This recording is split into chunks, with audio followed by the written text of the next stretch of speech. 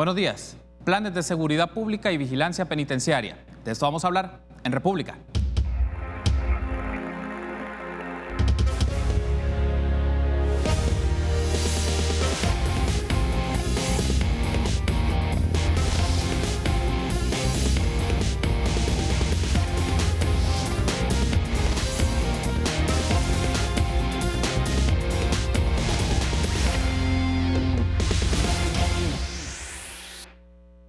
Muy buenos días, qué gusto que nos acompañe en una nueva edición de República. Les saluda Carlos Monterroso, es un agrado que esté con nosotros por la mañana, jueves 4 de julio del año 2019. Como siempre, dispuesto a usted a ofrecerle diferentes análisis de los temas de la coyuntura política e institucional de nuestro país, y particularmente vamos a llevarle secuencia a este despliegue de medidas de seguridad pública que está desarrollando el gobierno en sus ámbitos del Ministerio de Seguridad, de Justicia y Seguridad Pública y la Dirección General de Centros Penales.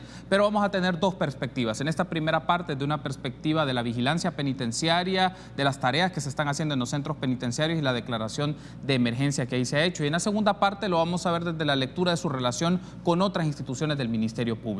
Y es un gusto para mí recibir a Sandra Aguilar, jueza de vigilancia penitenciaria, que es la invitada que nos acompaña esta mañana en la primera parte. Buenos días, jueza. Bienvenida a República. Gracias, Carlos. Gracias por la invitación. Un saludo extensivo para toda la población salvadoreña. Gracias a usted por tomar la invitación y vamos de lleno entonces con la discusión de esta primera parte del programa, y vamos a utilizar una nota de teleprensa que nos permita contextualizar un poco la declaración que se ha hecho desde la Presidencia de la República de emergencia en los centros penales. Veamos.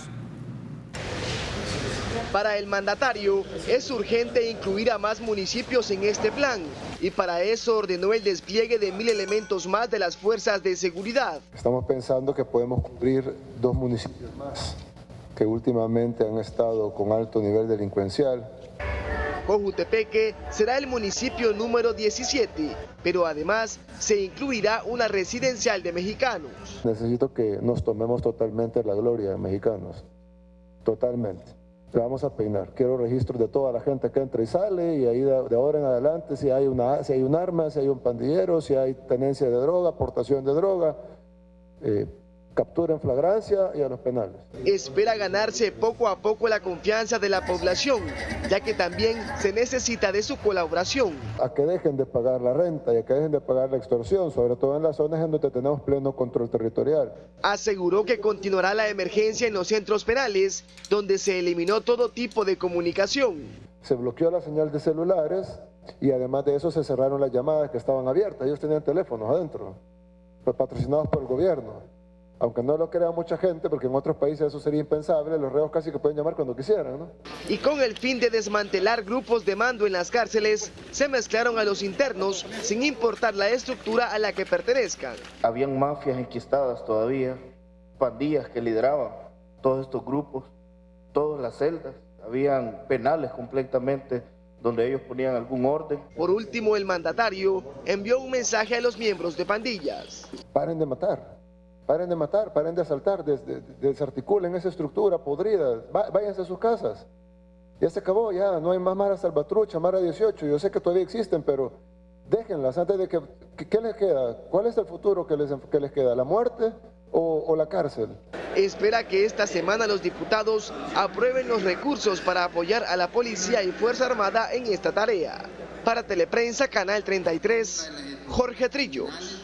Muy bien, agradecemos a Jorge Tríos por esa nota que nos permite contextualizar la discusión que vamos a tener, jueza, y empezaría con algo importante, puede ser elemental, pero es importante para nuestra audiencia, para tener una lógica de la perspectiva que usted nos va a ofrecer desde el análisis de la vigilancia penitenciaria, es decir, desde el sector judicial, cómo los jueces de vigilancia observan todo el proceder que se dan en los centros penales y las tareas y disposiciones que hacen los distintos gobiernos. Y empecemos con esto, jueza, le consulto, ¿usted cómo caracterizaría en términos muy generales el sistema penitenciario salvadoreño? Es decir, ¿cómo es el sistema penitenciario salvadoreño? Porque se habla de hacinamiento, que es un control que ha sido de los grupos delincuenciales, que no están en condiciones. Es decir, ¿cómo podríamos calificarlo en este momento el sistema penitenciario del país?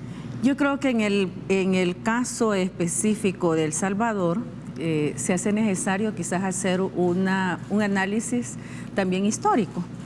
Y En el caso mío, pues he sido jueza no solo de vigilancia penitenciaria, sino que también jueza de instrucción. O sea, he tenido conocimiento cómo funcionaba antes los centros penitenciarios, cuando el juez que emitía la sentencia era el mismo juez que vigilaba o tenía el control judicial dentro de los centros penitenciarios. Y le digo, o sea, creo yo de que hemos avanzado, se ha avanzado, o por lo menos se estaba avanzando, sí, ¿verdad? Es lógico y natural que como salvadoreños necesitamos esa seguridad, ¿verdad? Esa seguridad por parte del Estado, ¿verdad? Y debemos de iniciar también desde las cárceles. Yo considero de que por lo menos hasta hace unos meses, yo estoy a cargo de un centro penitenciario, el centro penitenciario más grande de aquí de El Salvador, o que tiene la mayor población, que es La Esperanza, sí, muy conocido para todos como Mariona. En ese centro penal, pues cuando yo inicié como jueza de vigilancia penitenciaria, le diré, era un desorden. Era un desorden y no había un control por parte de la administración penitenciaria. ¿De qué año estamos hablando? Estoy hablando aún del 2014. 2014. Cuando ya empezaba el programa de gestión, ahora que es modelo de gestión penitenciaria, yo cambio. Si bien es cierto, se había implementado eso, todavía no se tenía control sobre la cárcel. A mediados del 2015, podría decir yo que empecé a ver cambios. Empecé a ver cambios cuando la administración comenzó a tener control sobre los internos. Usted, me imagino de que en alguna ocasión tal vez han tenido la oportunidad de conocer La Esperanza, y en ella se mantiene un orden. Hay hacinamiento carcelario, y creo que a nivel nacional lo tenemos porque no lo podemos negar. Y yo diría que ahora, por lo menos en La Esperanza, lo que tenemos es un hacinamiento limpio y ordenado. Ahora, en cuanto a las medidas de seguridad, pues yo no estoy defendiendo, ¿verdad?, o justificando de que no exista ilícitos dentro de las cárceles. Probablemente sí los existan, ¿verdad?, porque es algo que no lo podemos negar. Habría que ver cuánto ha sido realmente el control en las otras cárceles, por supuesto, porque yo no puedo hablar de algo que no conozco. Conozco lo que es el centro penitenciario, centro de cumplimiento de penas, La Esperanza. Más allá, pues he podido observar algunas situaciones, pero que no me competen a mí como juez. Aquí quizás habría que hacer un deslinde. Tenemos, dentro de lo que es la ejecución de la pena, hay un control administrativo y un control judicial.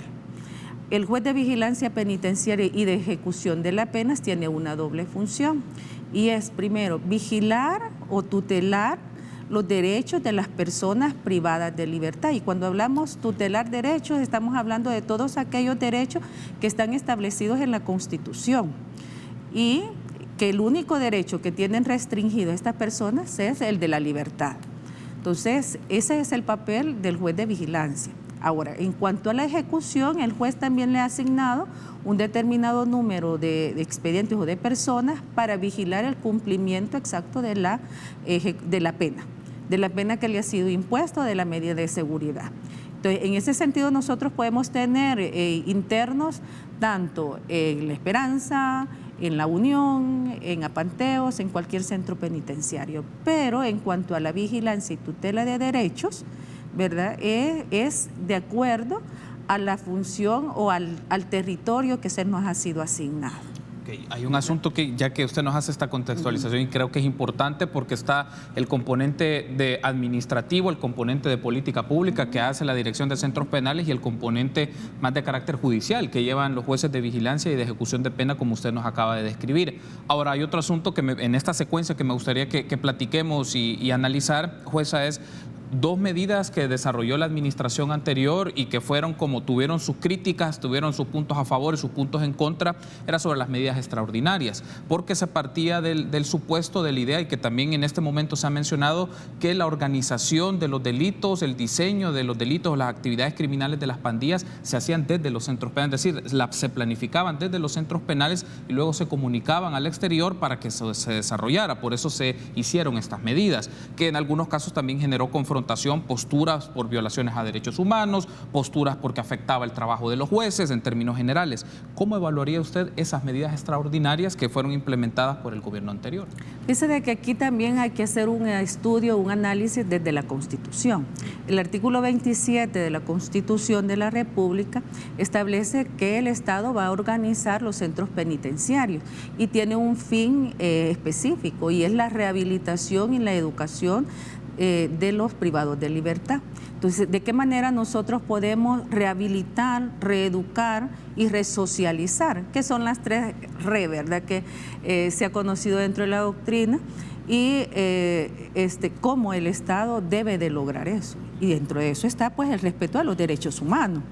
Entonces, si nosotros mantenemos a una persona en un estado de encierro total sin estarle dando el tratamiento necesario, porque el tratamiento es individual, entonces, ¿de qué manera esta persona va a rehabilitarse si no está recibiendo el tratamiento que merece? Usted lo mantiene solo encerrado, su pensamiento está divagando, está pensando qué es lo que podría hacer o qué es lo que quiere hacer, o la manera de cómo va a venir a vengarse posteriormente, ¿verdad? Entonces creo yo de que si bien es cierto, el Estado debe de tomar medidas, pero eso siempre debe de ser acorde a los derechos fundamentales de las personas, porque son personas las que se tienen privadas de libertad, y esa persona también tiene derecho. ¿Cómo usted va a rehabilitar o resocializar a una persona si la tiene en encierro total, sin comunicación alguna con el exterior, o por lo menos con su familia?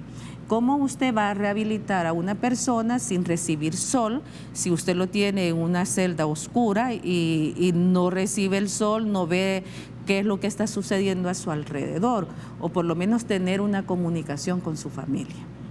Entonces, si bien es cierto, se ha dicho de que dentro de los centros penitenciarios ha existido ilícito, pero ahí es donde el Estado debe de utilizar, ¿verdad?, los mecanismos necesarios, las directrices específicas, como para poder controlar a un privado de libertad en esos aspectos, pero sin menoscabar sus derechos fundamentales. Muy bien. Tengo que hacer una pausa. Al regresar, ampliemos un poco más el tema de la evaluación de algunas medidas que hizo el gobierno anterior hacia los centros penitenciarios y a lo que se conoce por la fase 1 que ha implementado el gobierno, denominado Plan de Control Territorial, y particularmente a los centros penitenciarios. Volvemos en minutos.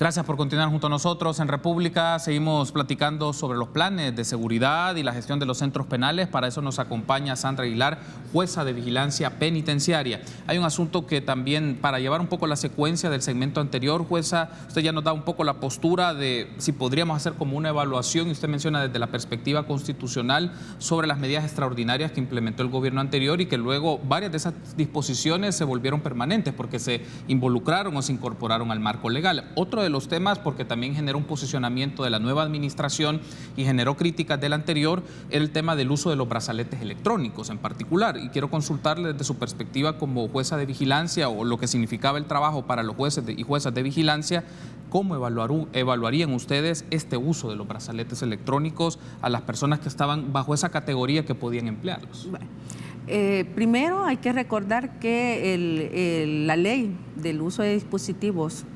electrónicos nace con la finalidad de deshacinar o despoblar un poco lo que es los centros penitenciarios, el uso del brazalete o tobillera, ¿verdad? que son los dos dispositivos que establece la ley. En ese sentido, como una medida podría haber sido de que los jueces penales, ¿verdad?, los jueces de proceso, los que están en el procedimiento, aplicaran el dispositivo como una medida sustitutiva a la detención provisional, que eso en alguna medida pues iba a descongestionar o por lo menos no a llenar más el sistema carcelario. Ahora bien, en cuanto a la posición de los jueces de vigilancia penitenciaria para la aplicación de un dispositivo, se supone de que el interno ya ha sido evaluado por un consejo criminológico, por un equipo técnico que está dentro del centro penitenciario, y esta persona, si va, porque nosotros tenemos un régimen penitenciario de tipo progresivo. ¿Qué implica lo progresivo? Es de que el interno va de acuerdo a la superación de las falencias con las que ingresa al sistema. Él ya ha recibido un tratamiento y puede pasar de una fase a otra. Tenemos varias fases dentro del sistema penitenciario, del régimen penitenciario, mejor dicho. El régimen penitenciario, primero tenemos una fase de adaptación, una fase ordinaria en la cual ya al interno ahí se le explica qué son los talleres, cuál es el tratamiento que puede recibir, de acuerdo a su perfil criminal. Una vez ha superado dentro de la fase ordinaria alguna de las falencias, puede optar, ¿verdad?, habiendo cumplido un tercio de la pena, a una fase de confianza. Sí. Entonces, se supone de que la fase de confianza es eso, ¿verdad?, darle al interno la oportunidad de que demuestre que realmente ha cambiado. Entonces, pasa de la fase ordinaria a la fase de confianza, y de la fase de confianza a una semilibertad hasta una libertad condicional, que en lo que es la fase de confianza y la semilibertad, esas son otorgadas por el mismo régimen penitenciario, o sea, por la administración penitenciaria. El juez vigila nada más su cumplimiento, pero no tiene la capacidad como para dar esa fase, o sea, ese progreso que tiene el interno, porque ese trabajo que tiene el Consejo Criminológico y los equipos técnicos. Luego, para gozar, en cambio, de lo que es una fase o la libertad condicional, ahí sí le corresponde al juez de vigilancia, porque ya sale del control específico de la administración penitenciaria y va a pasar al control del juez específicamente, o sea, solamente del juez de vigilancia. Y nosotros nos valemos de lo que es el Departamento de Prueba y Libertad Asistida, que nosotros lo conocemos como el DEPLA. Ese es el que va a controlar el cumplimiento de las condiciones que el juez le ponga a aquella persona que está gozando de una libertad condicional o que ha sido merecedor de esa libertad condicional. Entonces, el uso del brazalete, si una persona ya ha ido progresando dentro del sistema, desde mi punto de vista, mi punto de vista muy personal, ¿verdad? Si esta persona ya ha ganado la confianza, ya se ha estado incorporando, ha sido flexible, ha sido cumplido en sus permisos que ha gozado, entonces no habría necesidad de aplicarle un dispositivo. Pero, ojo, no es la general, porque habrán casos en los cuales sí probablemente se haga necesario el aplicar el dispositivo. Como por ejemplo, una persona que ya ha gozado de alguna de las fases, pero es un extranjero y no tiene un arraigo dentro del país, entonces creo yo de que ahí tal vez podría ser la aplicación del uso del dispositivo. ¿Y eso generó algún nivel de controversia, jueza, porque algunos casos de jueces decidieron no implementarlo, o cuando la administración anterior de seguridad estaba buscando persuadirles para que lo hicieran? Desde su lectura técnica sobre esto, ¿resulta una alternativa fiable o es una alternativa que hay que valorarla dependiendo los casos o las circunstancias? Para la aplicación del dispositivo, creo yo de que hay que valorar cada caso en concreto, ¿verdad? ¿Cuál es la factibilidad también? Porque el uso del dispositivo también no solo depende del juez, va a depender de la disposición que tenga la administración penitenciaria, porque es la administración penitenciaria quien lo impone, ¿verdad? Quien lo aplica específicamente. El juez da la orden, pero quien va a controlar y va a verificar todo en su cumplimiento va a ser la administración penitenciaria, entonces la policía, ¿verdad? En este caso. Entonces, hay que hacer un estudio de factibilidad, si el dispositivo va a ser aplicado solamente en un espacio específico o si va a ser para todo el territorio. Entonces, todos esos son los estudios que deben de hacerse previo a la imposición del brazalete.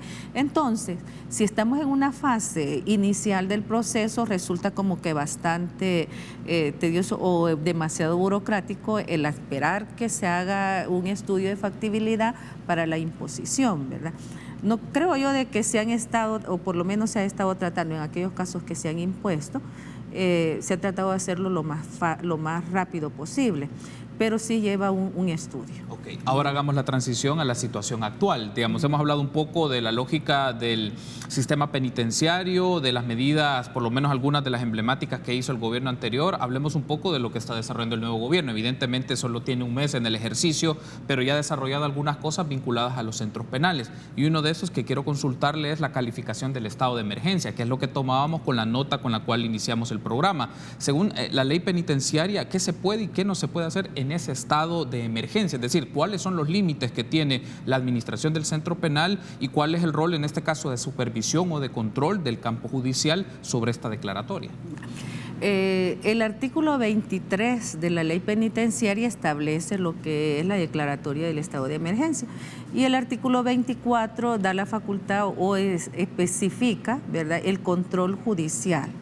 Primero, el control de la declaratoria de emergencia debe ser declarada por el director del centro penitenciario en el cual se haya visto de que existe algún conato de desestabilización dentro del centro penitenciario, desórdenes dentro del mismo centro penitenciario, y ahí nos establece las causas, ¿verdad? El asunto es de que también nosotros tenemos un régimen disciplinario. En este caso, yo creo de que es una posición, pues desde mi punto de vista, no es la posición de todos, pero es mi punto de vista, que creo yo de que en este caso debió haberse hecho quizás un estudio de factibilidad de todos los centros penales y determinar cuáles eran aquellos centros penales que estaban presentando mayor peligrosidad o digamos algún momento en los cuales se creyó de que podría estar afectando a la población salvadoreña desde adentro. Entonces, pero no se hizo así, sino que se dio una declaratoria de emergencia nacional.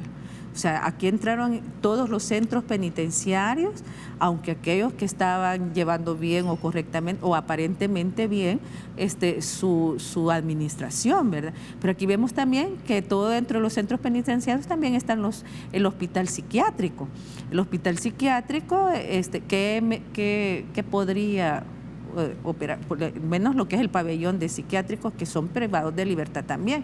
Entonces, aquí se incluyó a todos, ¿verdad? Creo yo de que probablemente las intenciones del gobierno sean muy buenas, pero hay que ir agotando todos y cada uno de los pasos que la ley penitenciaria establece. Primero hay que individualizar quién es el que está desestabilizando, ¿verdad? Individualizar y determinar, a seguirle un régimen disciplinario. Pero si a pesar de eso, ¿verdad?, sigue la desestabilización, entonces tiene la posibilidad el director del centro penitenciario de declarar una emergencia y el director general de centros penales ratificar ese estado de emergencia. Pero también viene el control judicial y aquí es donde el juez de vigilancia tiene también esa inmersión dentro de lo que es el estado de emergencia. Entonces el juez debe de controlar que efectivamente esa declaratoria de emergencia esté dentro de los términos legales, ¿verdad? Y al juez de vigilancia se le da la oportunidad o la ley establece que puede revocar, modificar o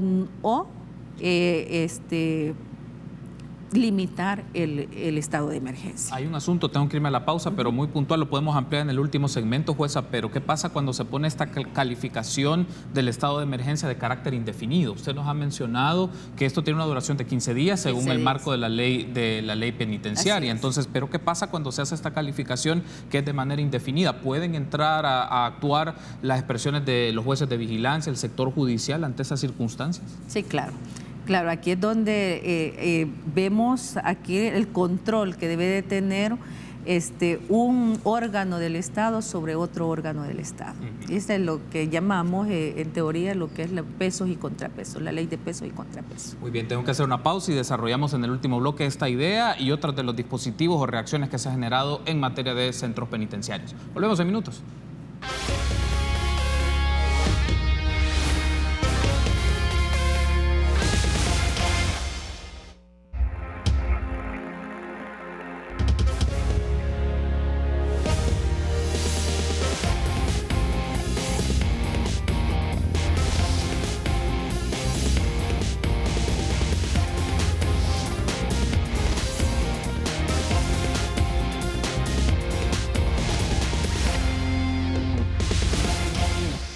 Gracias por continuar junto a nosotros en República. Seguimos platicando con Sandra Aguilar, jueza de vigilancia penitenciaria. Hay un aspecto que quiero desarrollar. Ya vamos a poner en pantalla una carta que publicaron algunos jueces y magistrados sobre el tema de estas medidas en concreto.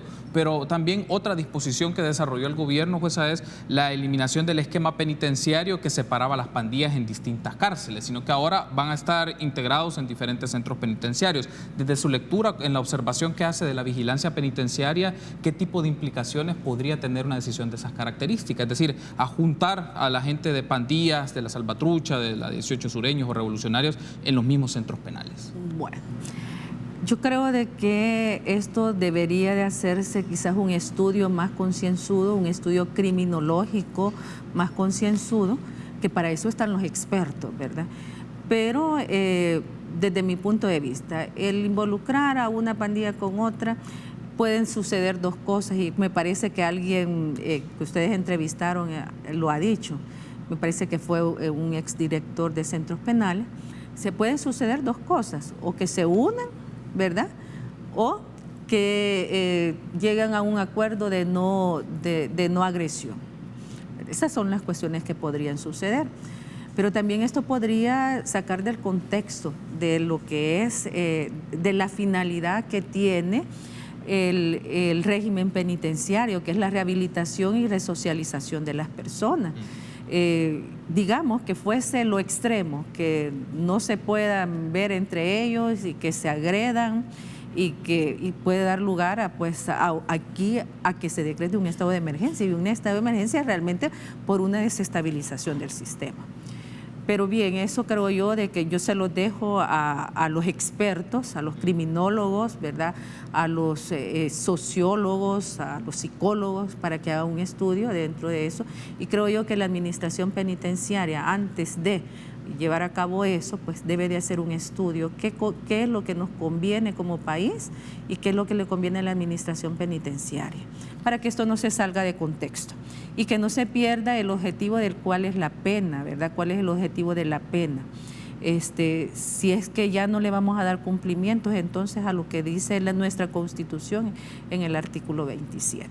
Ok, muy bien. Entonces quiero pedir a producción si nos ponen en pantalla una carta que hicieron llegar al presidente de la Corte Suprema de Justicia unos jueces y magistrados vinculados a este tema, y ahí aparece, bueno, lo hemos tomado de un tuit y ahí está ya algunos extractos. Estado de emergencia declarados por la Dirección General de Centros Penales son sometidos a control jurisdiccional, resultando que algunos han sido confirmados total o parcialmente. Declaración del estado de emergencia, que es lo que hablábamos, por un tiempo indefinido cuando la ley establece 15 días sin prórroga. No se ha diferenciado el estado de emergencia entre los reos comunes y los vinculados a crimen organizado, ni tampoco entre los distintos centros penales con diferente clasificación en el tratamiento penitenciario, lo que puede originar violaciones a derechos fundamentales en forma indiscriminada. Pero también mencionaban en otros momentos de dicha carta que estas diligencias tienen una afectación a diligencias judiciales por no trasladar a ciertos privados de libertad, o también las audiencias por videoconferencias, porque son otros de los dispositivos que hacen en los centros penales. Y aquí viene como una de las preguntas sobre esto es,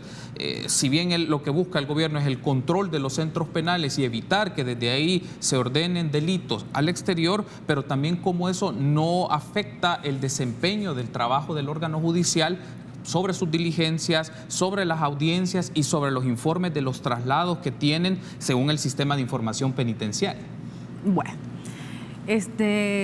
precisamente con el decreto de estado de emergencia, se llegó a creer de que no se iban a realizar las audiencias, que algunos han dicho de que no se ha dejado ingresar a los notificadores. Voy a hablar en mi caso personal del juzgado cuarto de vigilancia penitenciaria y de ejecución de la pena. Yo por lo menos he estado realizando mis diligencias en forma normal. Me he constituido a diferentes centros penitenciarios con la finalidad de llevar a cabo las audiencias, porque por lo menos visité el Centro de Detención Menor en Santa Ana, la Granja de Izalco y La Esperanza, y yo no se me ha impedido pues realizar mi trabajo en cuanto a diligencia judicial o audiencia, ¿verdad? Porque en algunas ocasiones traslado de reo a nosotros no nos remite o no nos lleva a los internos, y por eso nosotros decidimos en algunas ocasiones trasladarnos a los centros penitenciarios. Ignoro realmente si ha sido en todos los casos, ¿verdad? Probablemente sí, y se escucha dentro del centro judicial, ¿verdad?, que algunas diligencias se han suspendido porque no se ha trasladado a los internos para la realización de las audiencias.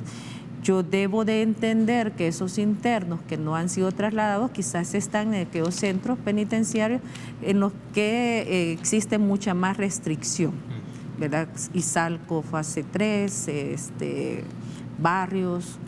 En cuanto a las videoconferencias, no sé, no le podría decir, ¿verdad?, si es que no se han estado realizando, si se les ha impedido a los colegas el realizar estas diligencias. Creería yo que no debería de suceder, por lo menos no debería de obstruirse el trabajo judicial. Un estado de emergencia no puede obstruir el trabajo judicial porque tenemos términos que cumplir, ¿verdad? Y eso da cabida, si nosotros no cumplimos, a que el interno salga o que aquel privado de libertad no se le siga el proceso legalmente constituido. Entonces, creo yo de que habría que hacer un estudio, ¿verdad?, de cada uno de los casos en aquellos que se ha suspendido y cuáles han sido las razones verdaderas por las cuales se ha suspendido la diligencia judicial. Pero le digo, en mi caso particular, pues he podido hacer mi trabajo. El notificador ha estado yendo a los centros penitenciarios. Solamente en una ocasión dentro de estos días que tenemos del estado de emergencia, no se le permitió al notificador porque se estaba realizando una requisa. Y ahí pues podría yo creer que es atendible que no se le dejase entrar, pero pues debió haberse hecho el acto de comunicación, porque nosotros tenemos términos que se deben de cumplir y la administración penitenciaria no nos puede limitar esa función que nosotros tenemos como jueces. Hay un aspecto también aquí, jueza, que es también una de las discusiones de fondo que genera reacciones en la opinión pública bastante divididas, porque por grupos o segmentos de la sociedad consideran que debe hacerse lo más duro posible en los centros penales para las personas que ahí se encuentran y que han sido en algún caso ya señaladas de cometer un delito, vencidos en juicio y tienen una pena que cumplir. Pero por otro lado, las atribuciones legales establecen, supervisión para que no se violenten derechos, aunque la idea que se tiene es que no los hay para algún grupo de la sociedad, pero por otro lado también es el control para evitar que se desarrollen actividades ilícitas o diseño de actividades ilícitas, y ahí también aparece el tema de la reinserción y rehabilitación. Es decir, tres componentes que pone una opinión pública bastante dividida. Desde su perspectiva, puede ser en este momento que inicia el gobierno una oportunidad para plantearse políticas en materia de centros penales en donde se controlen los centros penales, evidentemente, no se violenten derechos, pero también se logre la reinserción, la rehabilitación y el trabajo de las personas privadas de libertad en aquellos casos que se permita y se pueda hacer para tener una segundas o terceras oportunidades en actividad y en la vida de la sociedad. Usted lo ha dicho muy bien, ¿verdad? El Estado, a través de las instituciones que están inmersas en lo que es la vigilancia y el control de las cárceles, pues debe de tomar medidas atinadas, ¿verdad?, de acuerdo al lugar donde se van a utilizar. Sí. Porque no es lo mismo un centro penitenciario donde se ha estado trabajando adecuadamente. Le digo el caso, por ejemplo, de La Esperanza. La Esperanza está ahorita en un proceso de acreditación por la Asociación Internacional de Correccionales, que es una institución a nivel mundial en la cual verifica ciertos estándares que cumplen algunas cárceles y que llevan a cabo, llevan seguridad, rehabilitación todo el tratamiento que se le da a los centros penitenciarios, y entonces La Esperanza está en ese proceso. Y ahora con esto, en el cual se están reteniendo o no se está dando el tratamiento adecuado, se ha parado todo lo que es la producción penitenciaria, o sea, ¿qué es lo que estamos haciendo? ¿Estamos rehabilitando? ¿Estamos resocializando? No. Entonces, el extender un estado de emergencia por más tiempo de lo que la ley establece, creo yo que habría que buscar un mecanismo legal. Ya dentro de la ley penitenciaria tenemos aquellos centros penitenciarios que tienen restricciones, son los de seguridad, pero habría que ver también si a estas personas que se tienen en esa restricción se les está dando el tratamiento para poder lograr la rehabilitación. Entonces creo yo de que el gobierno debe de hacer un estudio bastante concienzudo, ver cada uno de los centros penales, cuáles son las medidas que necesita cada centro penal, porque no a todos se les va a aplicar la misma vara, ¿verdad? Y como lo decía, que se debe de individualizar, ¿verdad? Porque la pena es individual, la pena debe de ser igual o tiene que tener la característica de razonabilidad. Entonces, creo yo de que ahí es donde deberá el Estado analizar específicamente cada uno de los centros penitenciarios. Antes de finalizar la entrevista, jueza, quiero pedir a producción nos pone en pantalla algunos mensajes que hemos recibido a través de nuestras redes sociales. Rafael Hernández Cisneros: el problema con los brazaletes que se han distribuido es que no existe control sobre esa gente. Muchos venden drogas desde su casa, nadie se da cuenta, otros burlan el brazalete y salen a delinquir. ¿Qué controles se propondría para evitar esto? Otros mensajes, por ejemplo, Carlos Luna: todos tenemos derechos, pero desde el momento que incumplen la ley pierden todos sus derechos. Otra persona, ahí Alfredo Reina menciona, esos no son personas, pero no solo son personas, como hacen daño no importa, donde los tengan o cómo los traten, y ahí hay otro. Entonces se olvida que estas personas no son seres humanos. Un poco la opinión que se genera de carácter dividido a nivel social, y cuál es un poco su reacción ante este tipo de opiniones, pero sobre todo partiendo un poco desde su rol como jueza de vigilancia penitenciaria y la supervisión de las políticas y de las medidas que se hacen en los centros penales. Sí. El Salvador ha suscrito tratados internacionales de derechos humanos y por lo tanto nosotros estamos en deber de respetar los derechos y tanto de todos los ciudadanos, ¿verdad? Pero también de aquellas personas que han delinquido. Sí. A aquella persona que ha delinquido se le ha impuesto una pena, ¿verdad? El que fue oído y vencido en juicio y por lo tanto ha sido acreedor de una sanción penal. Entonces, a esa persona, si nosotros le vamos a dar un tratamiento, es para rehabilitarle, resocializarle y educarle. ¿Y a través de qué? Del trabajo y de la educación. Pero no es encerrándolo, no es coartándole otros derechos que vamos a lograr rehabilitarle. Nosotros queremos personas diferentes cuando salgan de la cárcel, pero diferentes en el sentido que van a ser personas de bien, no personas que van a salir a seguir delinquiendo. Entonces, ¿cómo lograr eso? Yo entiendo la posición de muchas personas, ¿verdad? Sobre todo cuando nos hemos visto involucradas como víctimas de algún hecho delictivo. Entonces, ahí viene la frustración, ¿verdad? Que nos hemos visto como víctimas, pero es comprensible, ¿verdad? Que muchas veces pensemos así, pero nosotros somos suscriptores de derechos humanos, somos suscriptores de tratados internacionales que debemos de ver. Y como jueza de vigilancia no es que yo defienda, ¿verdad?, al delincuente, sino que mi obligación es velar porque se cumple el estricto cumplimiento de la ley. Cierro con esto, jueza. ¿Usted considera que hay personas que pueden tener rehabilitación, que se puede trabajar con ellos? Pienso, por ejemplo, en personas que están en el penal de máxima seguridad, personas que han sido ya señaladas y vencidas en juicio por asesinatos, por ciertos tipos de homicidios, por eso, digamos, ya sea que son pandilleros o no lo sean, o que son del crimen organizado, ¿hay posibilidad de rehabilitarlos? Yo creo que sí. ¿Por qué sí tenemos que sí? Yo he conocido muchos casos en los cuales personas que han ingresado a un centro penitenciario como lo peor y han recibido el tratamiento adecuado y se han rehabilitado. Pero también hay otros casos, o sea, no podemos generalizar, ¿verdad? Claro. Porque realmente el cambio es personal. Podrá recibir miles de tratamientos, podrá recibir talleres y todo lo que quiere, pero si no hay un cambio personal, un cambio interno, esta persona nunca va a cambiar.